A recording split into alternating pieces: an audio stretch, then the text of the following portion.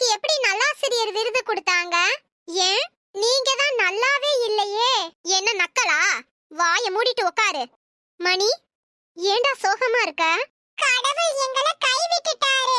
பாரு, கடவுள் என்னைக்கும் நம்மள கைவிட மாட்டாரு. கடவுள் தான் நம்மள படைச்சவரு. கடவுள் மாதிரி நம்மள யாரும் நேசிக்க முடியாது. அவரு நம்மள நல்லா பாத்துக்குவாரு.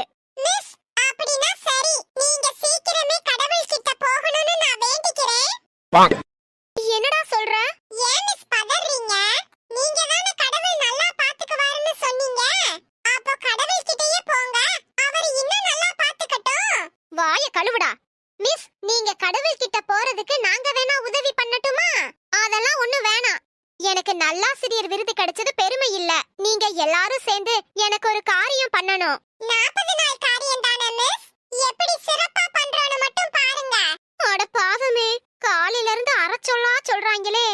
எனக்கு காரியம் பண்றதுக்கு ரொம்ப ஆர்வமா இருக்கானுங்க. இவங்க மத்தியில உசுர காப்பாத்துற